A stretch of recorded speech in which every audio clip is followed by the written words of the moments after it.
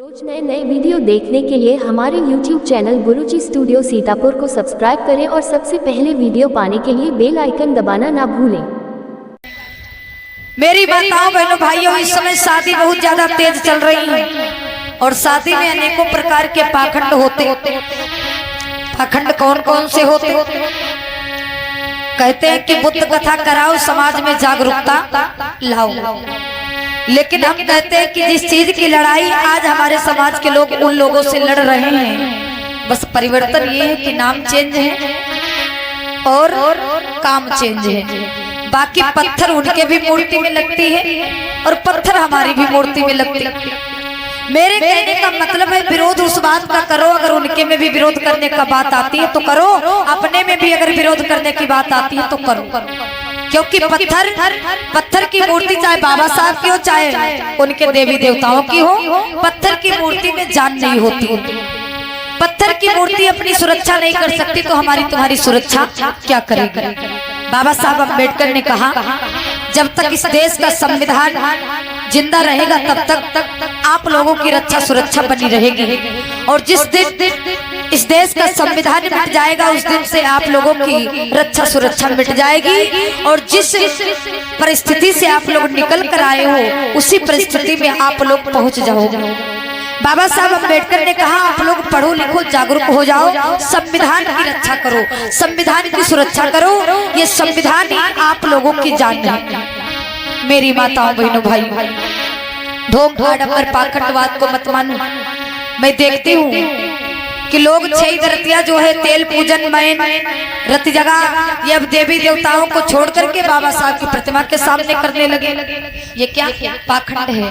मेरी माताओं बहनों भाइयों, पाखंडवाद से बाहर निकलो। बुद्ध ने ये नहीं कहा था कि छह तेल मैन रत जगह करने हमारी प्रतिमा के सामने आना। बुद्ध ने कहा था संस्कारों के साथ में अपने लड़कों की लड़कियों की शादी करना, उनको अच्छे संस्कार देना, अच्छे संस्कार दे करके अपनी बेटियों को ससुराल भेजना। लेकिन आज लोग करते क्या हैं? पाखंडवाद में पढ़ करके ढोंग आडंबर के साथ में शादी करते हैं। गाना अगर होंगे रत जगह में तो 7-5 गाना भी उनके गाए जाते हैं। क्यों भैया आशीष? अरे फिर पूछो ना। ऐसे ही हमारी कथा चल रही थी सिधौली के पास में शेरगंज गांव में। वहां से कथा समापन करके घर गए। घर परिवार में थी शादी, रत जगह थी, हमको भी बुलाया गया तो हम भी गए।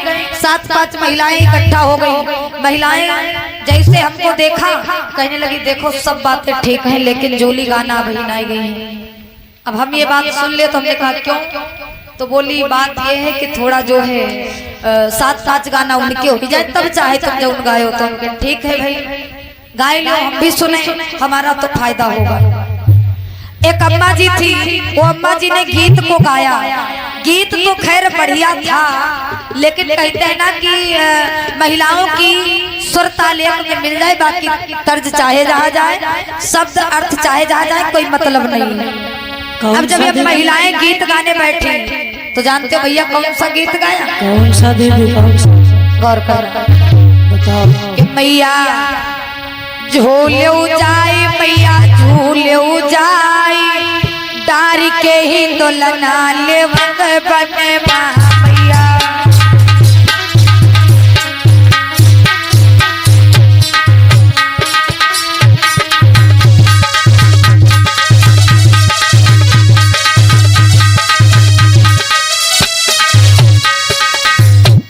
कहती मैया झूले जाए, मैया झूले जाए, और डारी के हिंदुलना लेवंग बन बन। अच्छा, कितने लोगों ने इस गीत को गाया है? माताएं हाथ खड़ा करो। और कोई अगर हंस लो तो जान लो गाना गाए हो, भले 10 साल पहले गाए हो, है ना?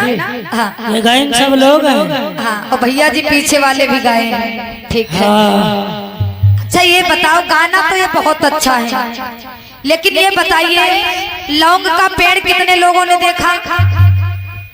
लौंग का पेड़ कितने लोगों ने देखा? हाथ खड़ा करो। लौंग का पेड़ माताएं बहनें बताओ पहले, किसी ने नहीं देखा? अच्छा भैया लोगों ने, कितने लोगों ने लौंग का पेड़ देखा?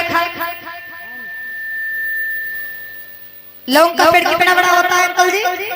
कितना बड़ा होता है? अच्छा इतना बड़ा, इससे बड़ा तो नहीं होता है ना? बड़ा होता है, ज्यादा बड़ा नहीं होता है। जिन लोगों ने नहीं देखा तो गूगल पर सर्च कर लेना, ठीक है। अच्छा, लौंग का पेड़ इतना बड़ा होता। हिंदोला कितने लोगों ने देखा? हिंदोला कितने लोगों ने देखा? हाथ खड़ा करो। हिंडोला सब लोग देखे नहीं है। अब सब दूध धोए, कोई मेला नहीं का तो हिंडोला का देखे से। बड़ा वाला झूला कितने लोगों ने देखा? हाँ, झूला समझती है, हिंडोला समझती नहीं है। अच्छा, कितना बड़ा होता है? बहुत बड़ा। अब विचार लगाओ कि इतना बड़ा लौंग का पेड़ और बहुत बड़ा हिंडोला क्या उस लौंग के पेड़ में पड़ सकता है? नहीं पड़ सकता। तो गौतम का है? जब लौंग के पेड़ में बहुत बड़ा हिंडोला पड़ नहीं सकता है तो इस गीत को गाती कैसे? और फिर छोड़ो, आगे जानते भैया क्या गाती? सोने की थाली में भोजना परोसे व बनायो, परोसे हुआ बनायो। कोई कोई कहती परोसे, कोई कोई कहती बनायो। और हम तो यही देख रहे हैं कि घर में अगर रिश्तेदार 10 आ जाए, बात करेंगे जब गाना गाने बैठेंगे सोने की थाली की, सोने की लोटक, और घर में अगर रिश्तेदार आ जाए तो अपने बेटा को भेज देगी, कहेंगी भैया जाओ तुम नगर चले जाओ, पतरी गिलास खरीद ला। यानी स्टील की थाली, स्टील का लोटा, स्टील का गिलास अगर बोरी में बंधा टाड़ पर रखा है तो टाड़े पर रखा रही, रिश्तेदारों को पतरी में खाना दिया जाएगा। और गाना गावे बैठे तो सोने की थाली की बात करेंगे, सोने की लोटक, और यहाँ तक बात करती सोने की सीख बरेली वालों सुरमा।